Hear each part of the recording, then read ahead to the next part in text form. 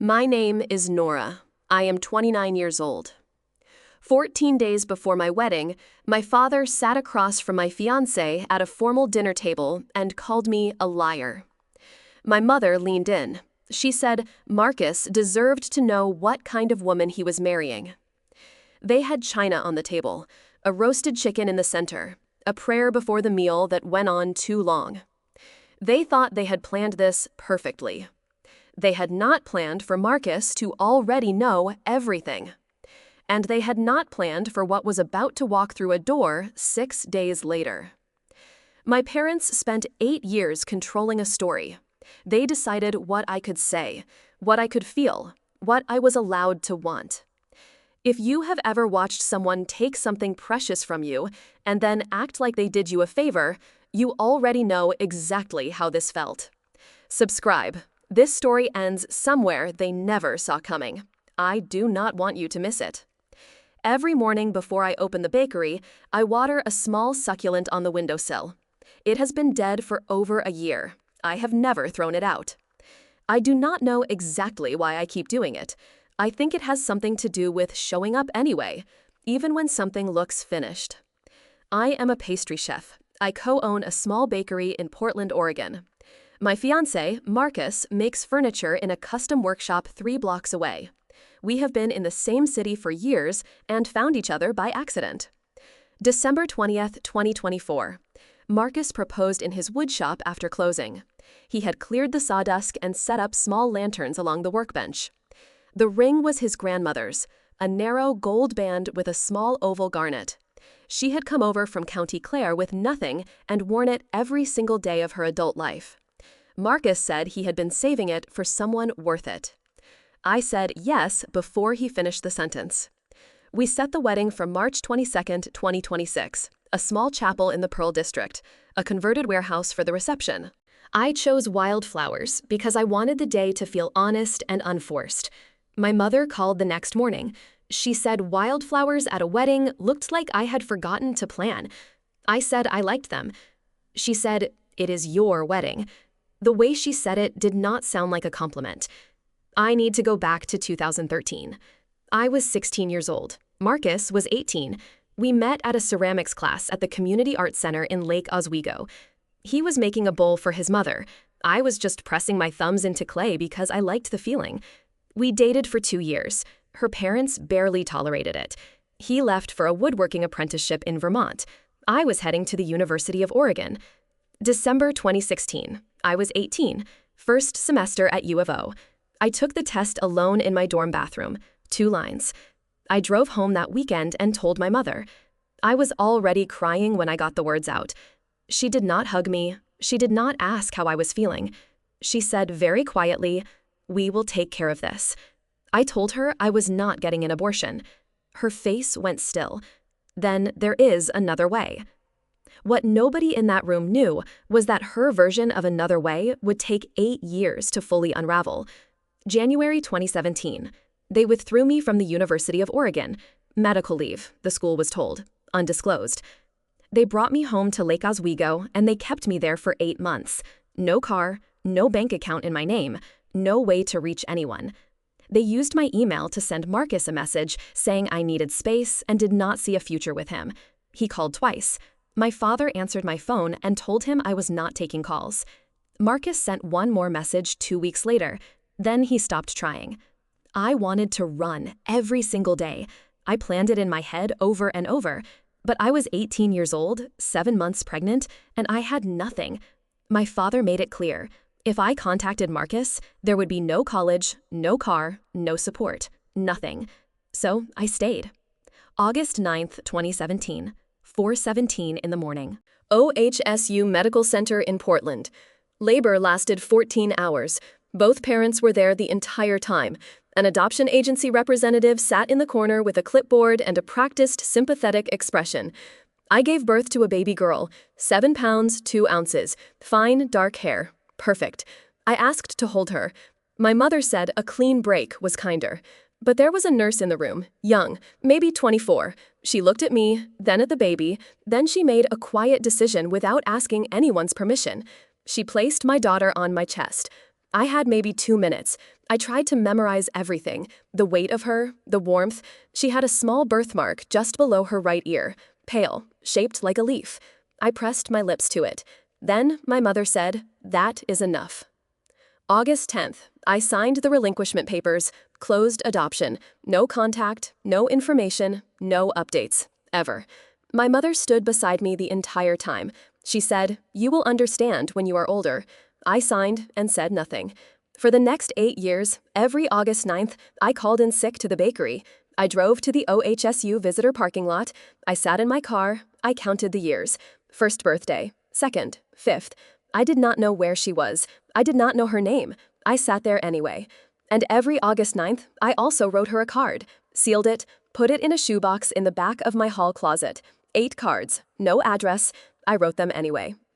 March 2023. Marcus's workshop won a contract for a hotel renovation in the Pearl District. I was catering the same hotel's soft launch event that afternoon. I was arranging petite fours on a dessert table when I heard someone say my name.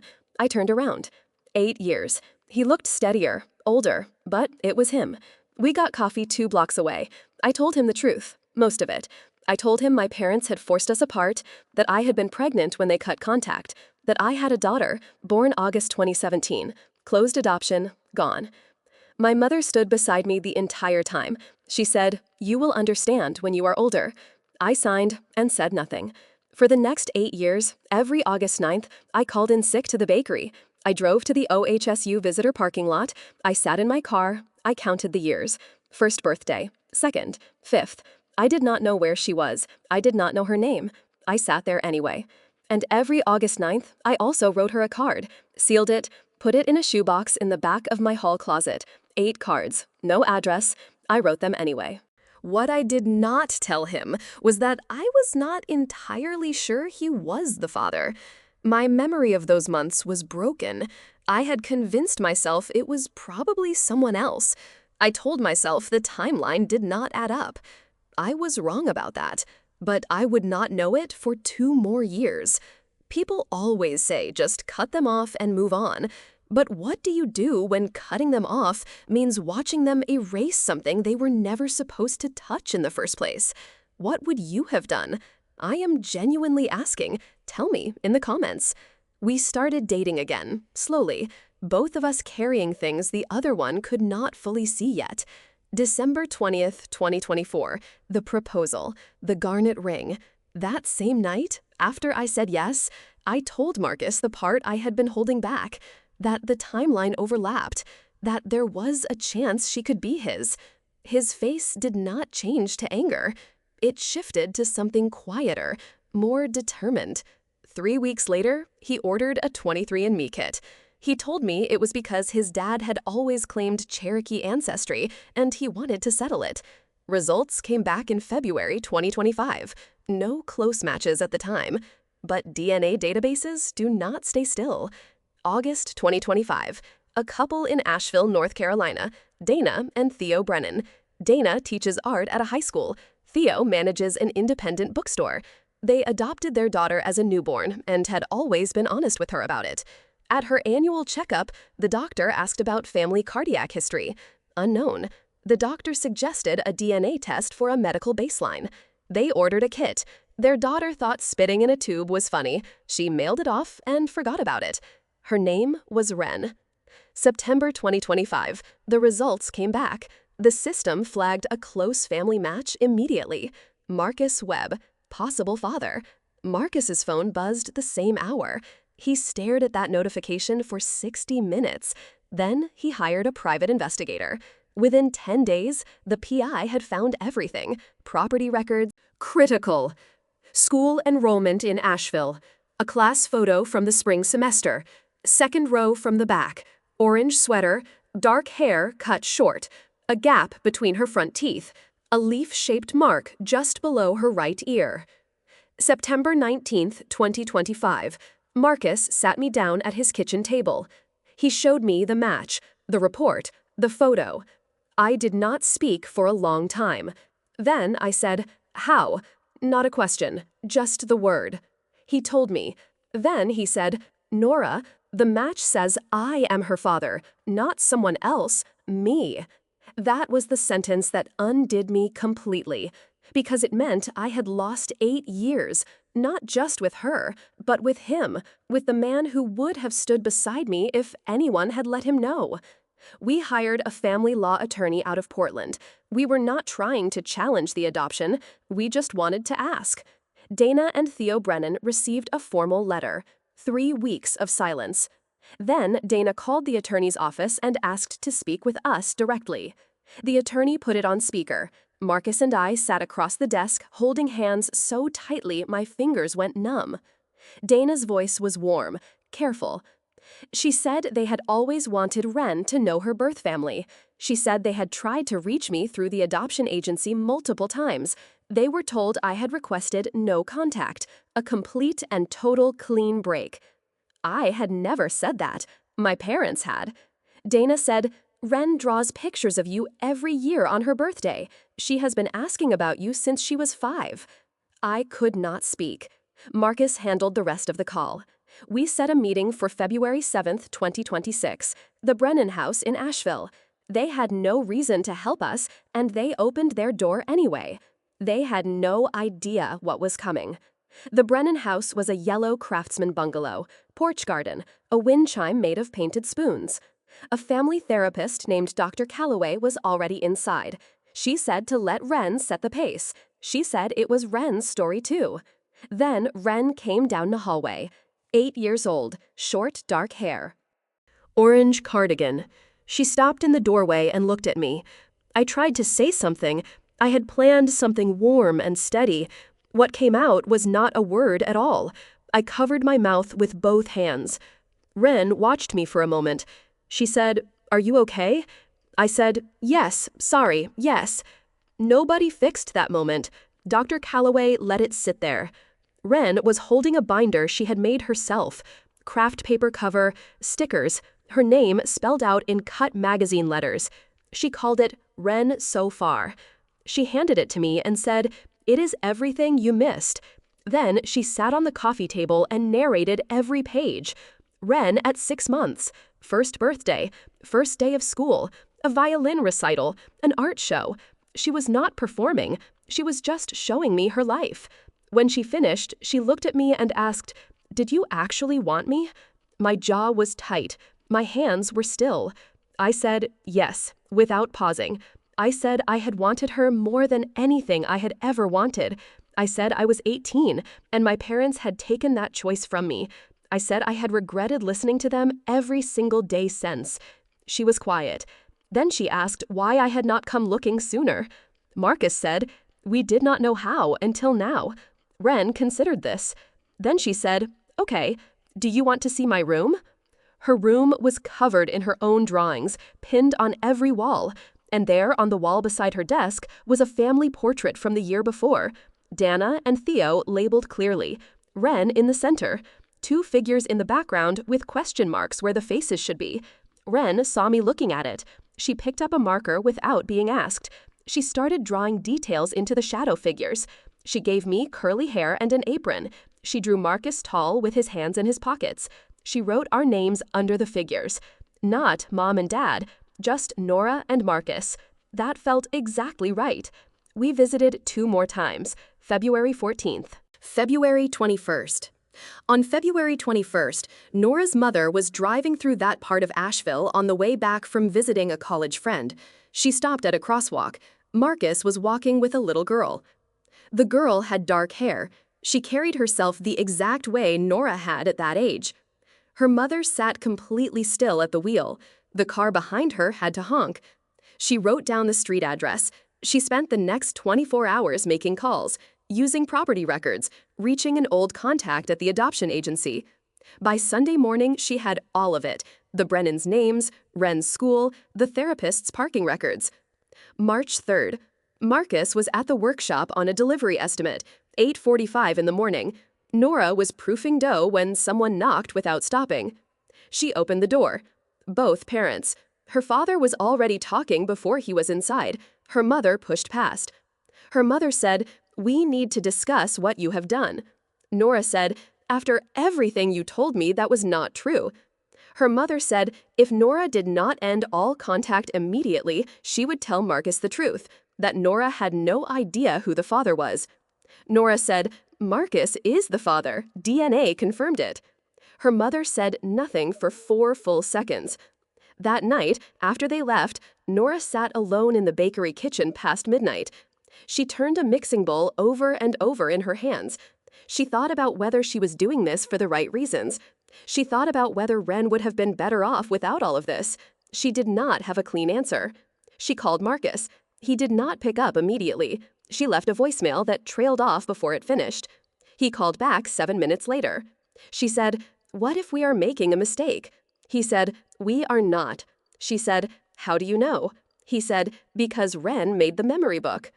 For 2 weeks, her parents tried everything. Threats, guilt, a handwritten letter from her mother that was somehow worse than the shouting. On March 15th, she blocked both numbers. There was already a formal dinner invitation on her parents' calendar, sent 3 weeks before the apartment confrontation, before they even knew about Wren. Her mother's handwriting on cream stationery, dinner at the house, get to know Marcus before the wedding, March 16th at 7. Refusing meant weeks of retaliation. They went. The house in Lake Oswego was immaculate as always, good china, roasted chicken in the center. Her father said a prayer before they sat down that included the words truth and covenant and the responsibilities of a husband. Her father set down his water glass. He looked at Marcus. He said there was something Marcus needed to know about Nora before the wedding. He said she had a child 8 years ago. She gave it away. She never told him. Marcus set down his fork. He said, "I know." Her mother's face flickered. Marcus said, "Nora told me over a year ago." Her father shifted instantly. He said, did she tell Marcus she had no idea who the father was? That the pregnancy could have been anyone? Nora started to stand. Her mother told her to sit down. She said the adults were talking. Nora sat. Her jaw was tight. Her hands stayed flat under the table. Marcus found them. Her father kept going. He described Nora as reckless. He said she had tried to trap another man. He said she had given the baby away when it did not work. Marcus looked at her father. He said, "Actually, I know exactly who the father is." Pause. "And your daughter is not a liar. You are." The room went still. Marcus told them he was the father, that 23andMe had confirmed it, that they had been in contact with Wren for 6 weeks. Her mother's voice came out strange and small. Marcus set his phone on the table face up. Wren, Nora, and Marcus, all 3 of them smiling. Wren holding a piece of cardboard in orange marker. It said, "See you at the rehearsal dinner." Her mother leaned forward and used every word she had been holding. Reckless. Irresponsible. Abandoned. A liability to Marcus's life. Marcus said quietly, "She did not abandon anyone. You made sure of that. And now you are about to lose your own daughter." Her mother stood up shaking. She threatened the Brennans. She threatened the faith community. She said she would stand up during the ceremony and object. Nora looked at her. She said, "Then you are not invited to the ceremony." Her mother said, "You cannot uninvite your own parents." Nora said, "Watch me." In the car afterward, Nora said her parents were not going to let this go quietly. Marcus said he knew. Then he told her he had already sent them a formal invitation to the rehearsal dinner 3 weeks ago, before any of this. He had known they would find out eventually. He had wanted the confrontation to happen in front of 40 witnesses so the story could never be rewritten. March 21st, 2026, a private event room in the Pearl District, 40 guests. Marcus's family from Vermont and New Hampshire, co-workers from the bakery, shared friends, 5 members of the faith community her parents attended, all of them the younger and more progressive ones who had quietly stood in Nora's corner for years, and the Brennan family, Dana, Theo, and Wren, seated near the side exit. Her parents arrived 12 minutes late, her mother in a dove gray blazer, her father in a suit jacket. They looked exactly like the respectable couple everyone had always assumed they were. Dinner was served. Speeches began. Marcus's brother told a story that made the whole room laugh. Nora's co-worker Simone told a story from their early days at the bakery. Marcus's father spoke about the kind of love that survives years of silence and comes back stronger than it started. Her parents sat through all of it without moving. Then Marcus stood. He talked about being separated for 8 years, about circumstances beyond their control. His eyes rested on her parents for just a moment. Then he said there was someone else who wanted to be there. He gestured toward the side door. Dana Brennan walked in holding the hand of a little girl in a cream dress with a burnt orange sash. Wren. The room went completely quiet. Wren walked to the head table. She stood beside Nora. She looked out at 40 people she had never met. She said, "I am Wren. I am Nora and Marcus's biological daughter. I also have a mom and dad at home, so I have 4 parents. It is actually pretty great." Marcus gave the room a brief and factual account. The separation, the pregnancy, the closed adoption, the DNA match, the Brennan family driving from Asheville to be here. Dana stood. She said Wren was lucky to have so many people who loved her. Then Nora's mother stood.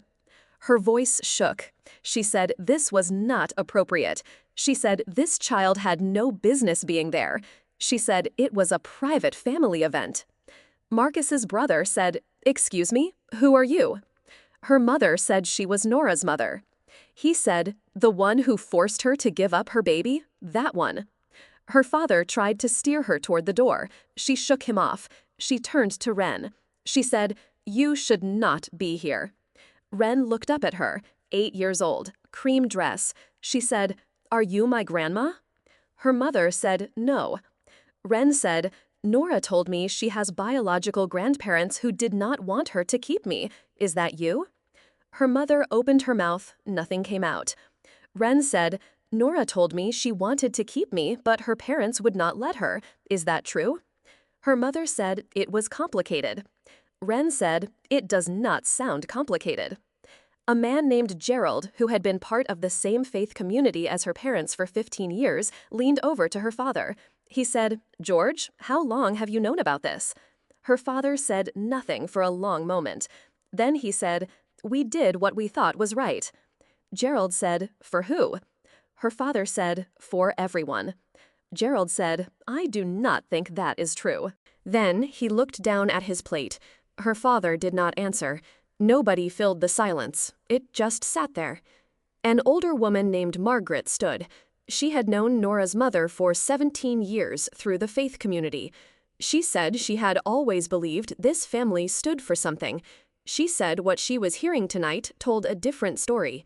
She said, "You need to leave. This night is not about you." Her father put his hand under her mother's elbow. She shook it off once. Then she said to the room, "You will all understand one day," and walked out. The door closed. Then someone started clapping. Then everyone stood. Not because her parents had left. For Nora, for Marcus, for Wren, for Dana, and Theo Brennan, who had driven 8 hours and were sharing the child they loved without hesitation or condition. Wren looked confused. She asked Nora why everyone was clapping. Nora said, "Because we are all family." Wren said, "Even the clapping ones?" Nora said, "Especially them." Later, after the noise settled, Wren tugged on Nora's sleeve. She asked very carefully whether she could call her mom, or whether that was weird because she already had a mom. Nora said she could call her whatever felt right. Wren thought about it. She said, "Mom Nora and Mom Dana at home." She seemed satisfied with this. Nora was not done crying that night. Before the end of the evening, Wren met Marcus's parents. His mother held both of Wren's hands and could not stop smiling. His father brought something in a plain paper bag, a stuffed rabbit, pale gray, very soft. He told Wren he had bought it 8 years ago and kept it in a drawer. He said he had always believed she was somewhere in the world. He said he figured he should hold on to it. Wren held it against her chest for the rest of the night. March 22, 2026. The chapel in the Pearl District. 128 guests. Her parents were not among them. Wren was the flower girl. Cream dress, orange dahlias. She walked down the aisle one step ahead of Nora. Marcus cried when he saw them both coming toward him. Their vows included the line, "I promise to choose truth over comfort and love over fear." After the ceremony, they took a photo, Nora, Marcus, and Wren. all three holding hands. That photo sits on the mantel now, right next to the only other photo Nora has of Ren as a newborn, taken by that same young nurse on the morning after the birth. 1 week later, Nora sent her parents a certified letter. It said she would not be in contact. They were not welcome in her life, her marriage, or her daughter's life. If they attempted contact, she would pursue legal options. They had 29 years to choose love over control. They had consistently chosen wrong. She was choosing differently. No response came. A few weeks later, she heard through a mutual contact that they had left their faith community. Too many questions. Too many people who had been in that room or heard about it afterward. The version of the story they had managed for years could not hold anymore. I sometimes think about what it cost my parents to keep that secret for 8 years. All the energy it takes to stay a step ahead of the truth. I do not feel sorry for them, but I understand now that they were afraid of what people would think, afraid of losing control of a story that was never actually theirs. Fear dressed up as love is still just fear. Here is the line I want you to hold on to. You are not too much. You were just with the wrong people. Tell me something. If this had been you, would you have done the same thing? Or would you have given them one more chance? Drop it in the comments. And if you know someone who needs to hear this story right now, send it to them. They will know why. If this story gave you that feeling, that specific satisfaction of watching the truth finally land, subscribe, because I have more. Stories about people who were written off and quietly counted out, who then made sure that was the last mistake anyone made. See you in the next one.